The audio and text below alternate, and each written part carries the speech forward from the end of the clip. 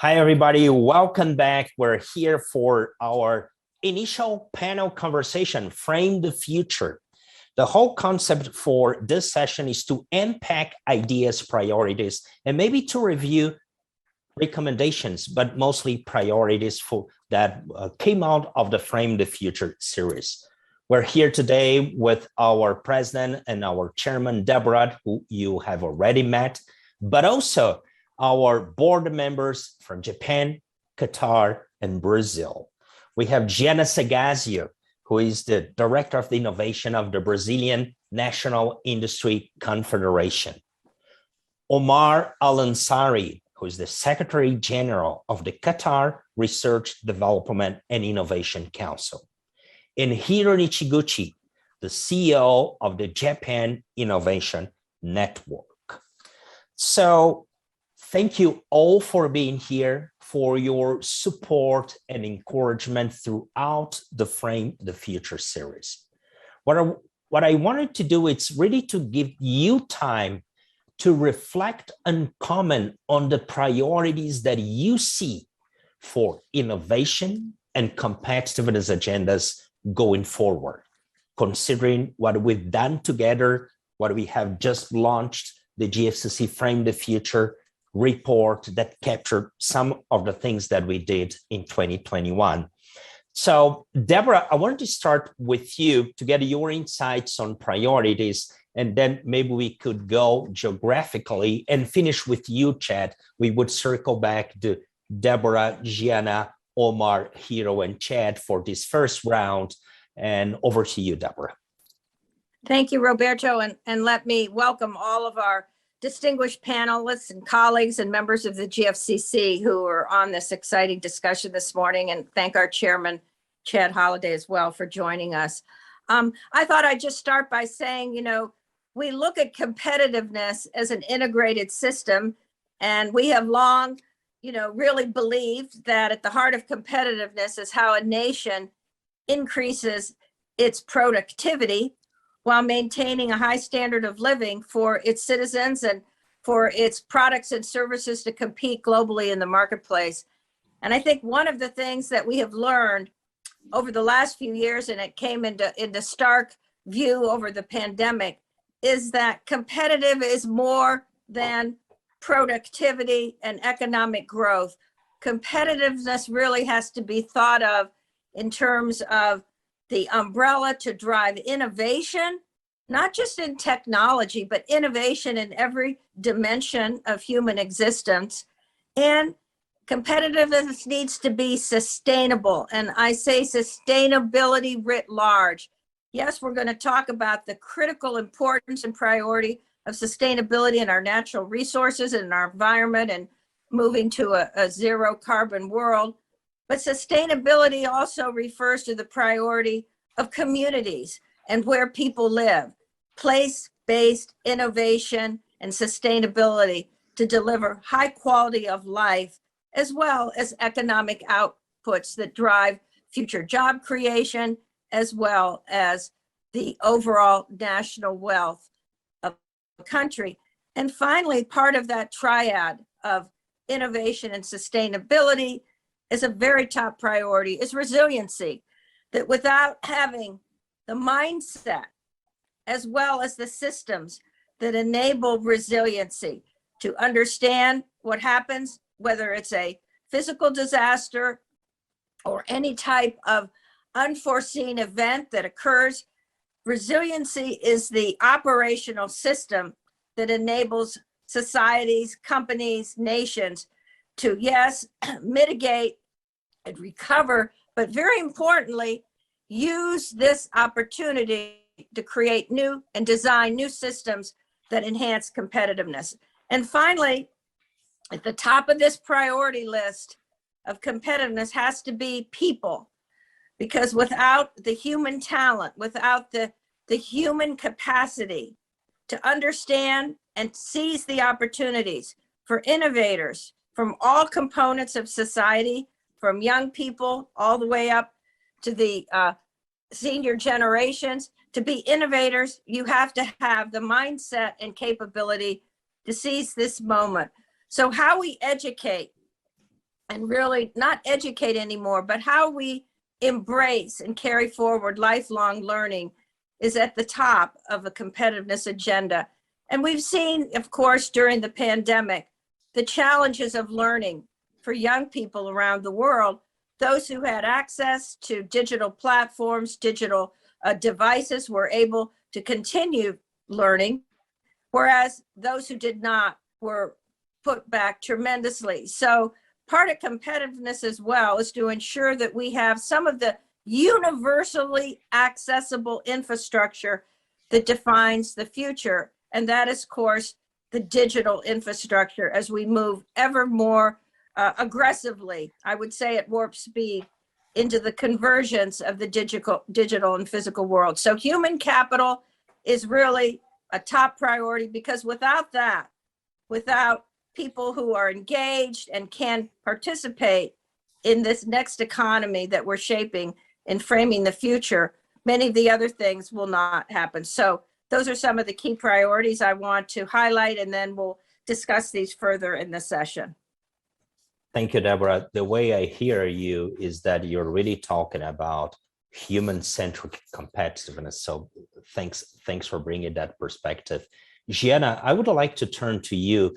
You've been working, and you were a leader of the main public-private, let's say, platform in Brazil to foresee the future, to build that future. And considering the things we've been doing in the GFCC, what are the priorities that you see, but maybe not just for Brazil, but across the globe? Oh, good morning. I would like to thank the GFCC team for the invitation, and would also like to congratulate for the success of the Frame the Future series. Maybe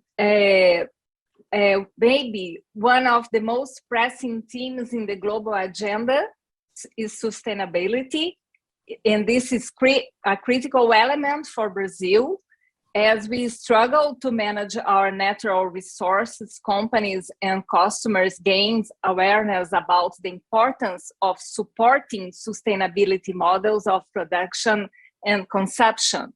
Sustainability is a response for the environmental crisis, and the world is going through this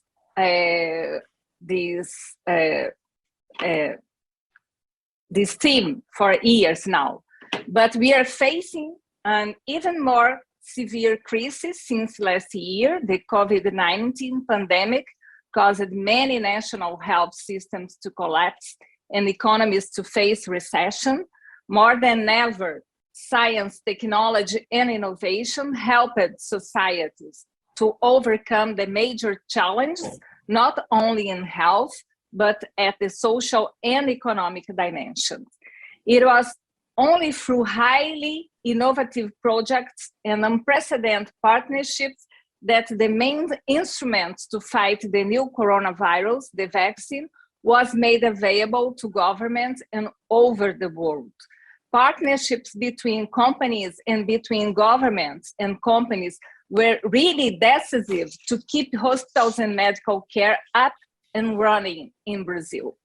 So learning from the Frame the Future events and the best practice to face global challenges presented in the sessions, we could see that although Brazil has great potential to become one of the top economies in the world, there is still a gap between us and the leading countries. And one crucial difference with the most innovative economies in the importance is the importance of the governments give to supporting and financing science, technology, and innovation. There is no question about the strategic value of financing science research and innovation projects in the pursuit of productivity and competitiveness. Even further, we could learn from the Frame the Future sessions that not only this kind of investment is crucial for developing an economy, but it's also very important to invest in major society challenges to produce transversal impacts. And if countries invest in this kind of challenges in a coordinated way, sustainability, partnerships, the chances to build a more prosperous future should be higher. So sustainability, innovation, and partnership can promote development and competitiveness. But to face times of global crisis, resilience and inclusiveness are also needed. Brazil has more than 200 million people and structural obstacles in education, income distribution, and gender equality, among others. Without resilience to defy difficulties that cross generations, it is not feasible to promote inclusiveness. And only an inclusive society can produce all the possible benefits to their citizens and companies. Thank you. Thank you. And Gianna, being Brazilian, I repeat what I always do is to thank you for your personal work to advance the agenda in Brazil in relation to innovation. In addition to working with you, it's great to have you pushing for that and leading that. So 3 things: sustainability, public-private partnerships, and finance. I think we'll be back to those. And one thing that I want to leave here for us to comment in a minute when you're back, it's about your global experience. One of the things that Brazil lacks is global connections. And you are one of the main global connectors in Brazil today. So we'll be back to that. Okay. Omar, I want to turn to you. You were in November, you joined us for one of the Frame the Future conversations about natural resources. You have a background, you come from business, you were one of the key leaders putting in place a big aluminum operation in Qatar. Then you moved into the policy space and you led the food strategy. And now you are really behind the inception and deployment of this, it's still new, agency in Qatar, the Qatar Research Development and Innovation Council. So what are the priorities that you see, Omar? And thank you so much for being here again. Thank you, Roberto, and to Deborah and to Chad for having me, and the other panel members. It's really my honor and pleasure to be with you. And to your question in terms of priorities, I think one of the greatest benefits of the Frame the Future series is I think it informs a common language for us to have. And I think this common language around partnerships, inclusiveness, resilience, sustainability, and innovation is something very powerful, because with a common language and with a common set of principles, I think we can break down barriers. And I believe our main role as policymakers is to break down barriers, because when we break down these barriers, we leave the space for innovators to innovate. But we do that by having a common language. A common language allows us to connect and to more easily collaborate. But for us to actually have this common language be pervasive in our ecosystems, we need capability development. And I think Deborah had mentioned that this really all revolves around people and talent. And Roberto, you mentioned human-centered competitiveness. But what this really means is that we need to have capability development along each component of the integrated system, as Deborah called it. And so it requires us to be precise in the way we see the different components of this ecosystem. There is an important role of government, and there's talent within government, and therefore capability development within government agencies to be policymakers that enable innovation. And instead of eliminating risk, be risk managers. There's an important role for academia, of course, to continue to provide the kind of talent we need in a future innovation economy. But also the business sector, I think there is a need for us to develop capabilities where they begin to perceive themselves as a platform for innovation. And what I mean by this is changing traditional mindsets. So within our sectors, may they be the healthcare sector, or the industrial sector, or the transportation sector, instead of an airport seeing itself only as an airport, it would see itself as a place where airline technologies and aviation technologies would be tested. Instead of a hospital only seeing itself as a hospital, which is very important, it also opens up its doors for healthcare related practices and technologies to be tested. And this is what I mean by breaking down barriers. It's a process of capability development where we inform different components of the ecosystem that each of them has a valuable role, and all of these roles are complementary. But it does require us to have a not one size fits all capability development understanding, but one that addresses each part of our ecosystem. And that is our priority. And I think it's a priority for us and for many ecosystems globally. Thank you, Omar. If you allow me, I wanted to add two things that you have mentioned in October when we met, because you really highlighted this need for systems reengineering to connect innovation and sustainability that you have stressed here today, but also the amazing opportunity that's related to that if we can shift the situation and really create new value. You comment about one thing that I want everybody to have in mind, because we repeat that throughout the Frame the Future report, the need for new thinking and new capabilities, and especially this notion that public sector should not be hindering innovation, but should be accelerating and supporting. That will only happen, as Omar said, if we have new thinking in place and we have new capabilities being put in place. So thanks for sharing that, Omar. And I cannot imagine about a better segue today than to have Hiro Nichiguchi joining us and sharing his ideas about priorities. Because actually, Hiro, when we kicked off the Frame the Future series at the very beginning, and we had a session about innovation, you were the one saying that we need a new common language, what Omar has just said. So over to you, Hiro. Well, Roberto, Deborah, Chad, thank you very much for having me today. I'm so honored to be here to have a live discussion with you and my colleagues from around the world. I think I'd like to actually jumpstart this discussion by stating the importance of the management system as a competitiveness driver. But when I say the management system, I'm not talking about any particular, I would say, management theories, but I think what we referred to as frame the future, 5 features. Number 1, sustainability. Number 2, innovation and inclusiveness and resilience and the partnership. I think these 5 features are very, very important components of any successful and competitiveness management system for anything.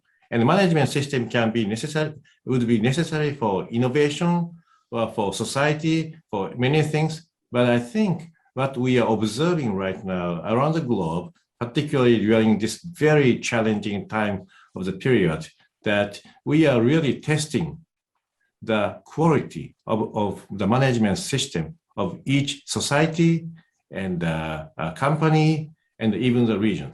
So when we talk about say competitiveness of the future, in fact, we are actually talking about new design, new common language for new management system. However, the center of the management system is people, as many of you are referred to. The people are the center of the management system. However, these people, we have to take a look at the people from, say, sustainability perspective, innovation perspective, inclusive perspectives, and resilience perspectives, and the partnership perspective. So all five features are interconnected with each other, and we are actually, these features are actually influencing each other.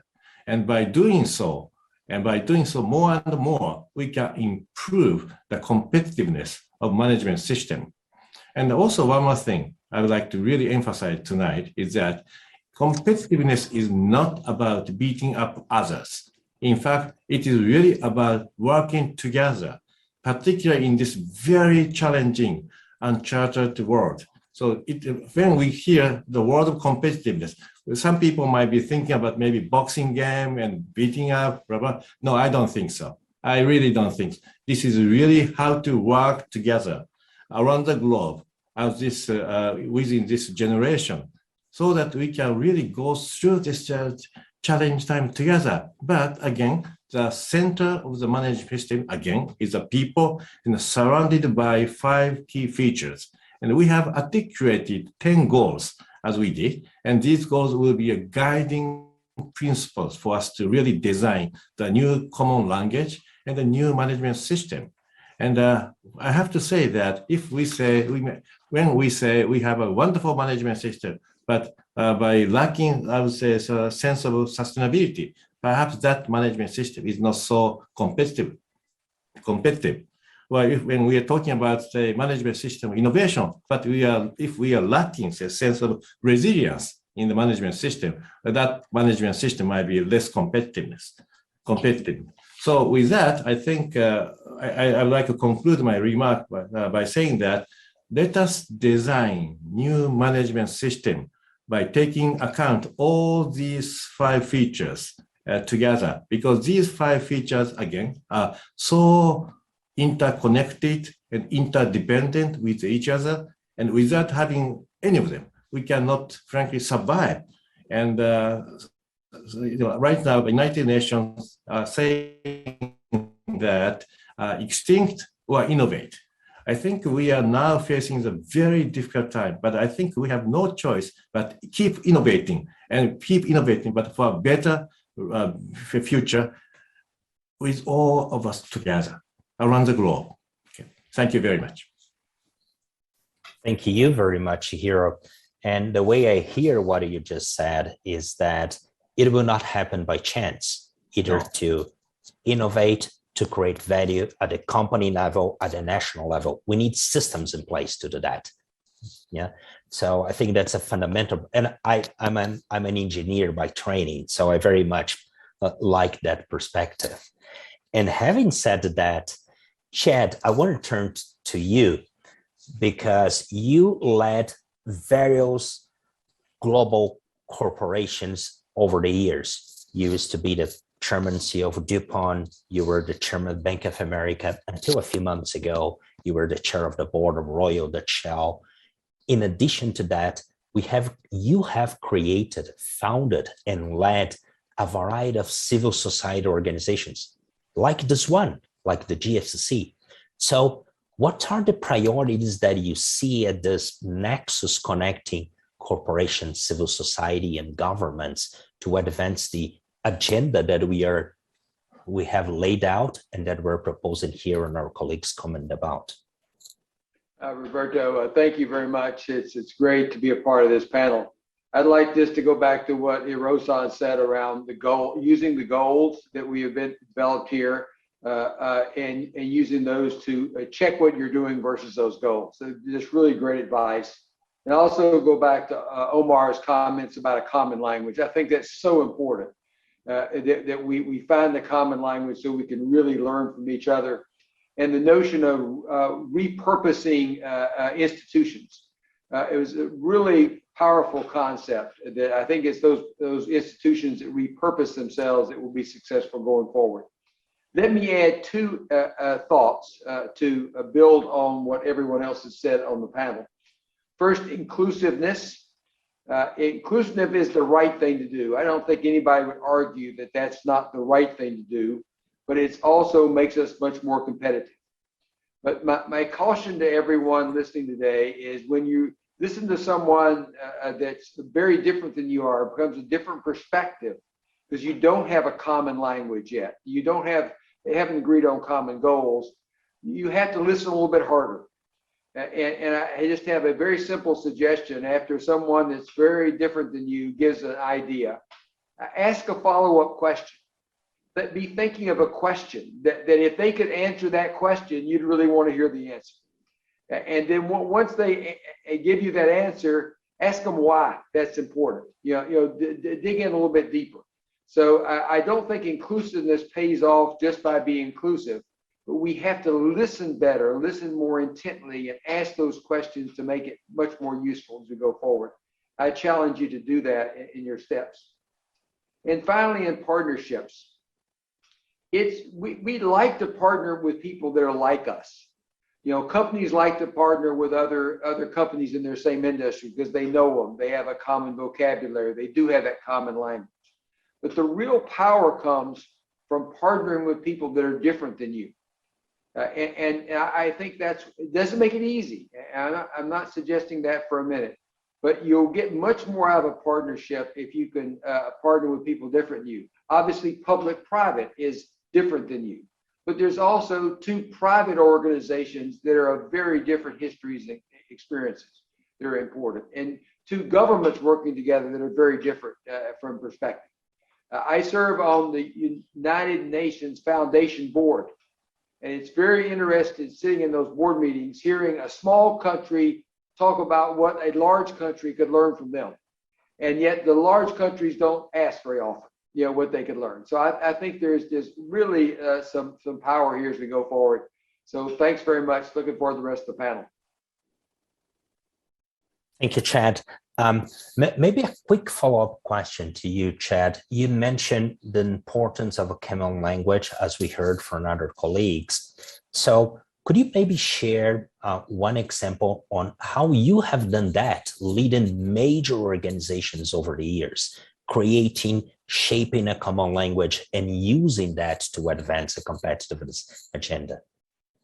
Oh, I think a very simple technique that we could all use tomorrow is you're listening to someone else talk and you realize they use a term to describe speed or quality, whatever it is, that's a little different than the term you would use.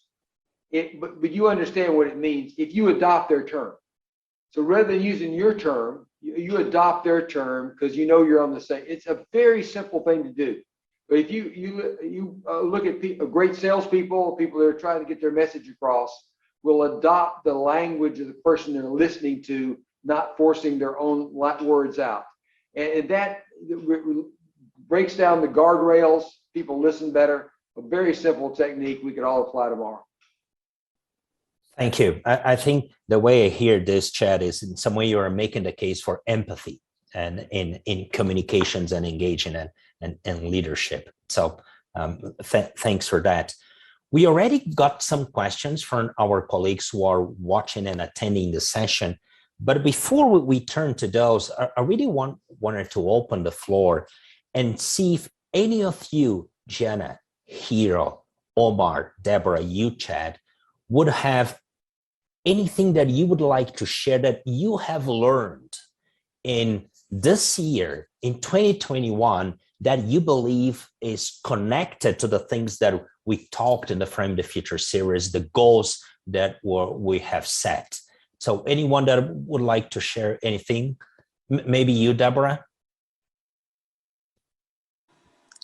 Well, I'll just add a couple things, and this is partly from my own experience, and there's a good side on it and a side that we need to work on. One is that people came together to help each other in a way that we were not doing before the pandemic.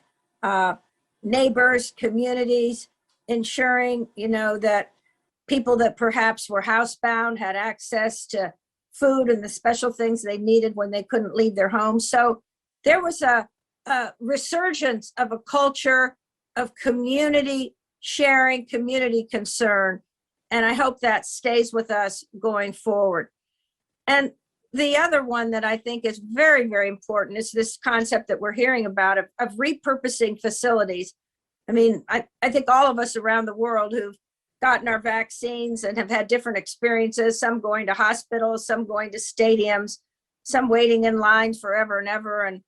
But new organizations and new facilities emerged. So for instance, pharmacies and supermarkets ended up being places that under the safety guidelines delivered vaccines. And I know Chad Holliday's talked about how the gas stations of Shell all over the world became multi-purpose facilities as opposed to just delivering gas. So we saw how quickly businesses and people and communities came together to find their own solutions to their own needs.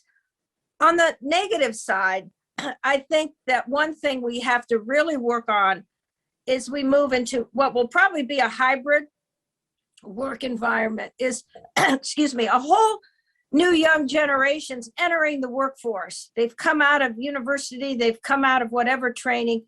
They don't have mentors that are working with them except in an online environment.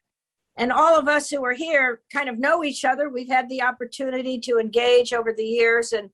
And so I'm very, very concerned about what will be the new normal for mentoring young people as they enter in to build their careers.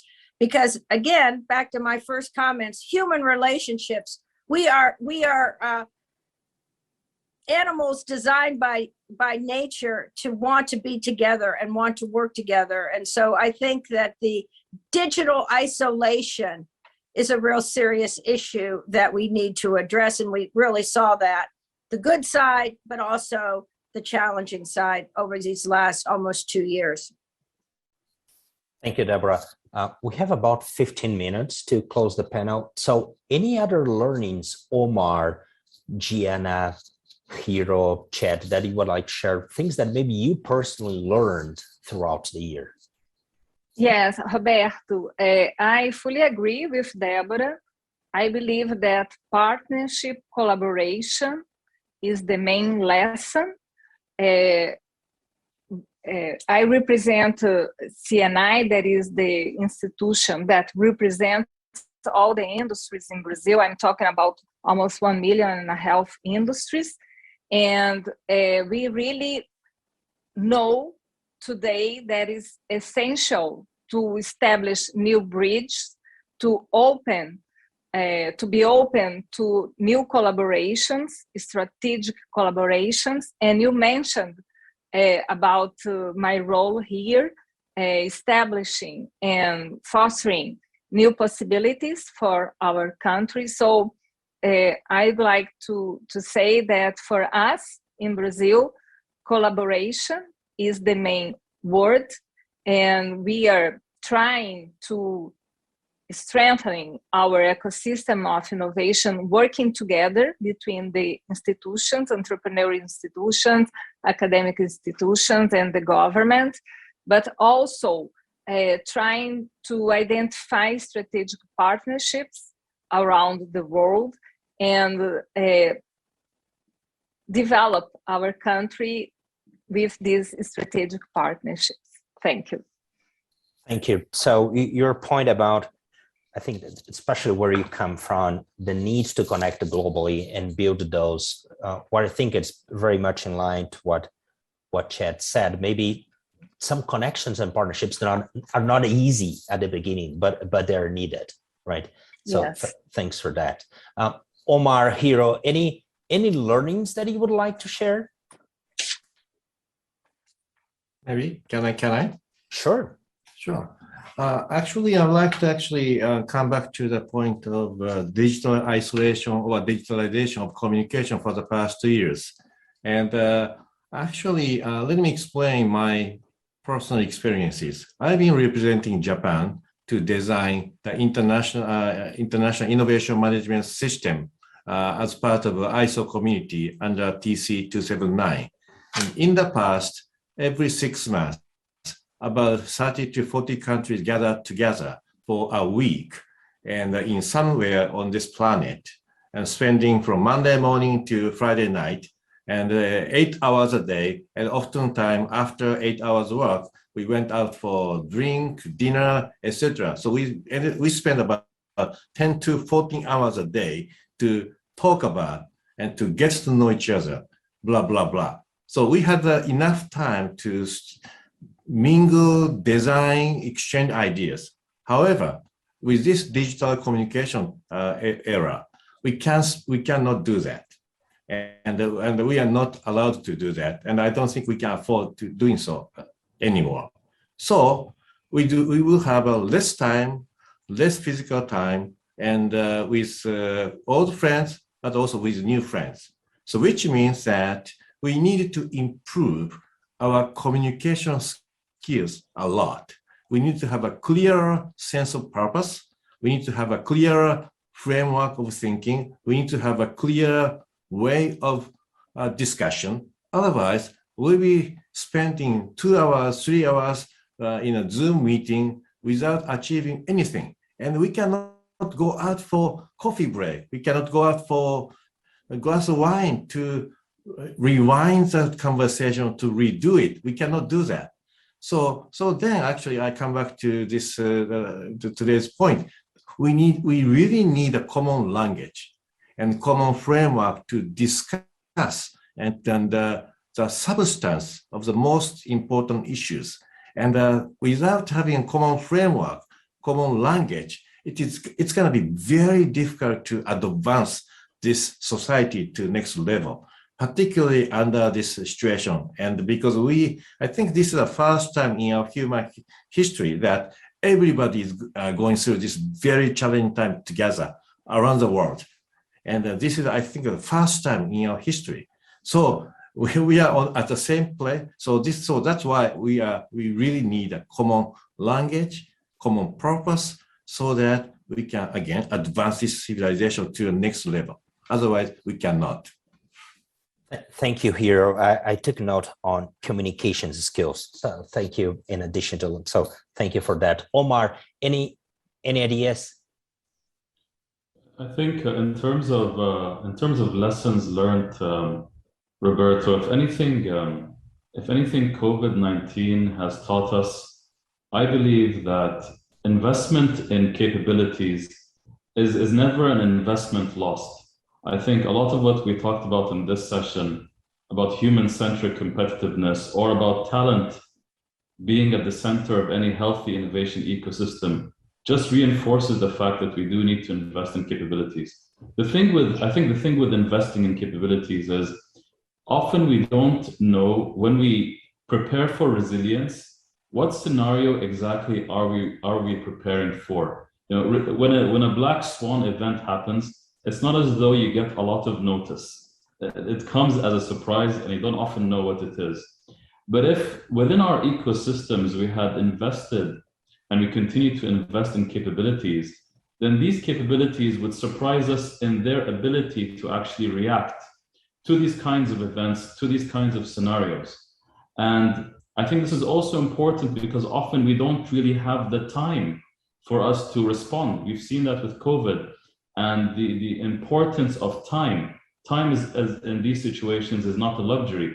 But when capability exists within our talent across the ecosystem, then we can see a greater and more effective response to these events. And one example I will just give here within our context and within our healthcare system as an example, we had invested in capabilities within our healthcare system related to genomics and also related to robotics, for example. And this was an investment that was happening over a span of a decade, let's say, maybe 10 to 15 years. And so when COVID hit, these capabilities within our healthcare system allowed us to develop an alternative method of testing COVID tests, which was really important in a time where, if you remember, testing kits were in limited supply globally. We were all struggling to get testing kits within our countries, within our ecosystems. But this capability, which was invested in for a purpose of capability development, was then deployed to develop these alternative testing kits. I don't believe anybody knew 15 years ago when they were investing in these capabilities that this was the scenario where this was going to be used. And so I think this just reinforces the importance of us investing in capability development, doing it wisely, doing it sustainably, and doing it prudently and inclusively. And I think that is something that for me was a very important takeaway. Thank you so much, Omar. I want to turn to you, Chad, but I also want to read one of the questions that we got here for Elaine. And she asks, how do we drive investment that supports these principles? So if you would have, let's say, any learnings to share, Chad, but also any ideas, but also the other colleagues here on the session about how can we drive investment related to the principles that we have in the GFCC. Roberto, thanks very much. Let me address 3 points, including yours, which I'll do last. First, I want to go back to Hiro's-san's comments about we don't have the informal time to talk in this digital world. One technique that I found very useful after I've been in video meetings with people for hours and hours, I just pick them up with the phone and call them without a video. It somehow changes the atmosphere a little bit. You know, I don't have to make sure I'm looking at the camera all the time, and they don't either, and they can maybe prop their feet up and relax and maybe have that glass of wine. And so I find just changing the pace a little bit with a regular old phone call is one thing to do, but I think video is here to stay. You know, and we can't say we'll suddenly start traveling like we were before. It's not going to happen that way. So I think we have to find ways to make that happen. I also saw in the chat a question about supply chain. And I think it was a really good question because all the companies I work with, most of us miss the supply chain problems that are happening now. You know, we anticipated things, but somehow we didn't really get this one right. And what I would be tempted to do in any organization that missed supply chain, I would go down and talk to the people directly at the interface to your suppliers, the people that talk to them every day or text them every day or email them every day, and say, were there early warning signs that the supply chain was going to be stressed? And because my guess is when you ask those questions, they had some early warning signs. But somehow those signs didn't get through the organization. Because if you'd just known a few weeks earlier, you could have bought a few more chips quicker. You could have done something different. But yeah, what I found when I was in sales, I would always go to the customer service reps that were talking directly to the customer every day and listen for what little things that started to come out that were signs of what would happen. And I believe, because we'll fix supply chain, but there'll be something else. So somehow you've got to see the early warning sign. How do we get investment directed in this direction is you know, I think probably a absolutely critical point.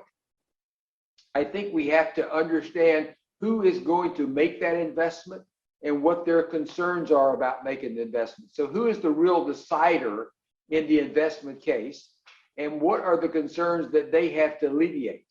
You know, I heard a very simple thing the other day. We'll take out an insurance policy if you're not so sure about the investment.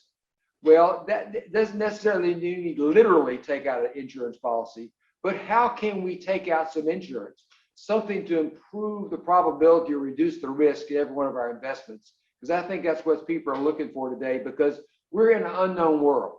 You know, if someone says, I know exactly what's going to happen over the next 3 years in the economy or any one business, I wouldn't listen to them much anymore.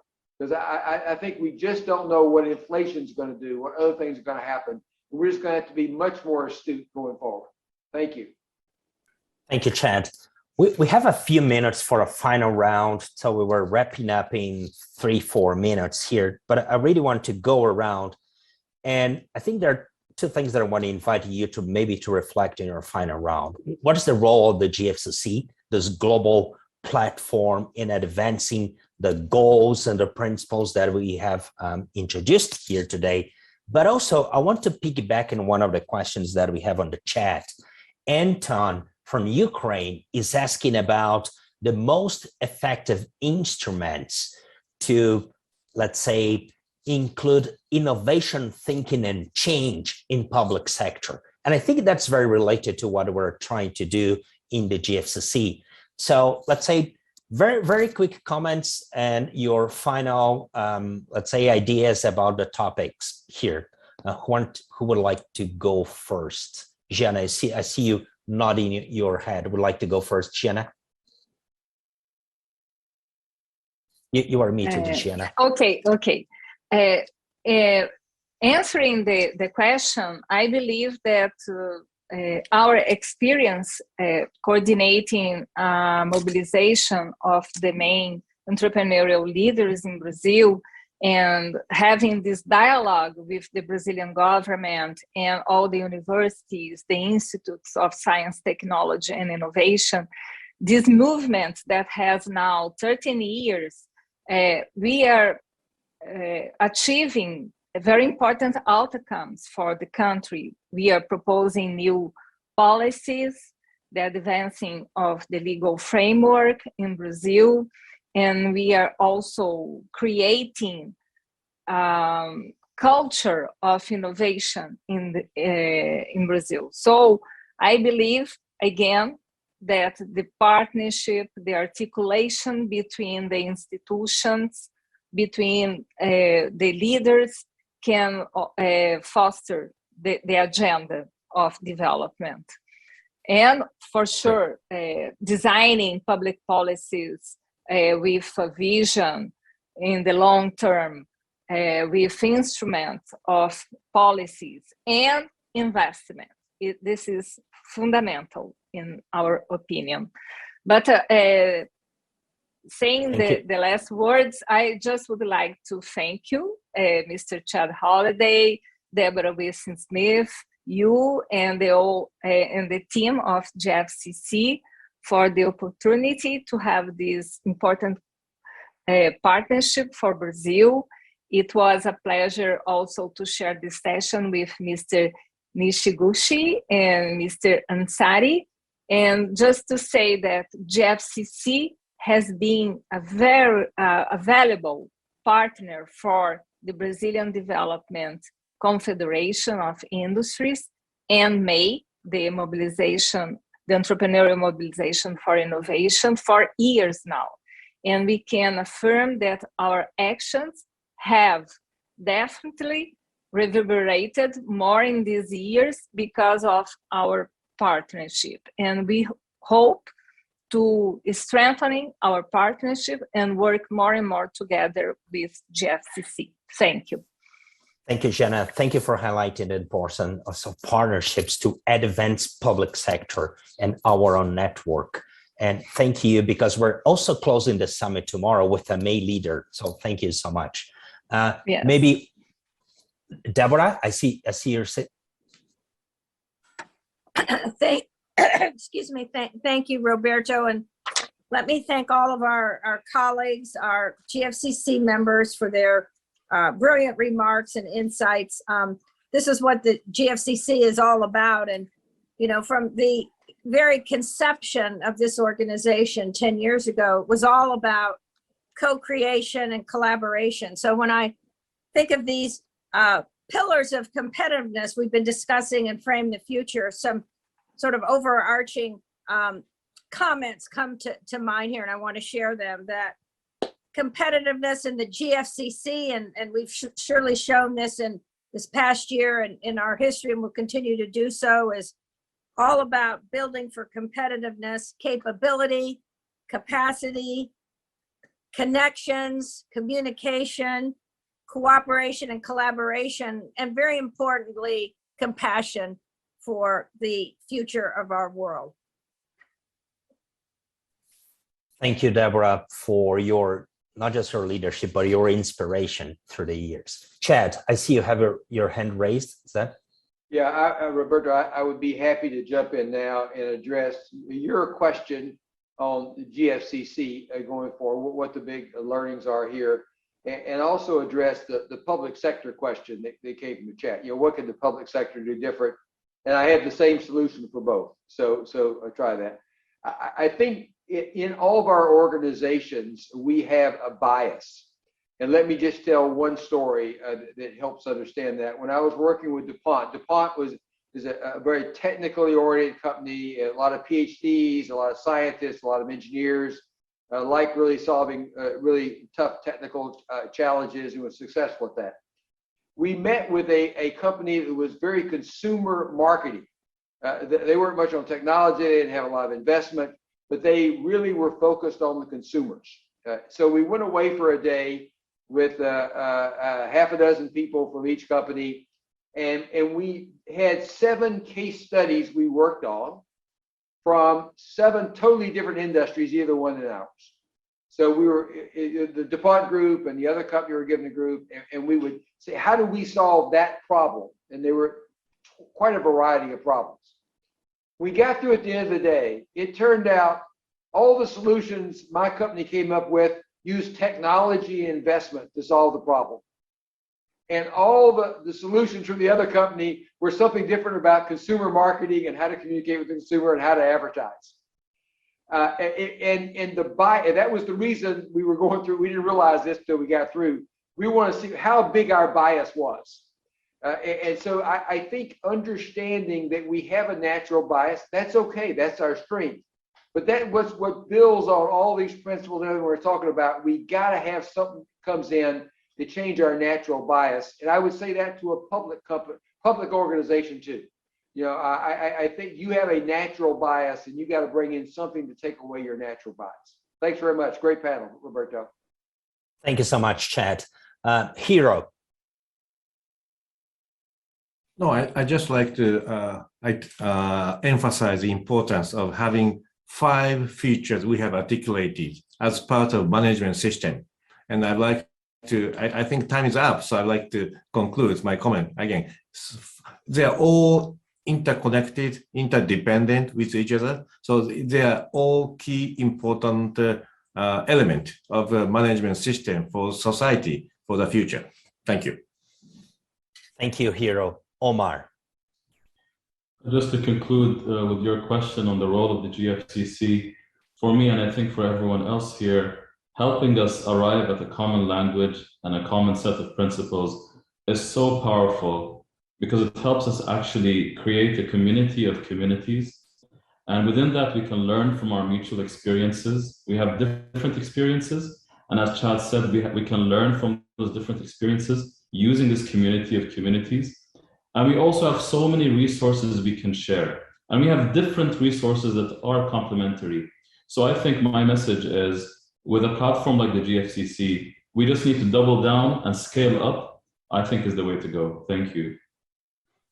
And thank you so much for your encouragement and support, Omar, and all other colleagues here. The 2 ideas that come to my mind are diversity and the need to engage in this diverse community, and how important it is to get into a common ground in terms of language, but also action. So I really want to thank you, Deborah, Chad, Omar, Hiro, and Jenna for being here with us. We'll continue in 1 minute.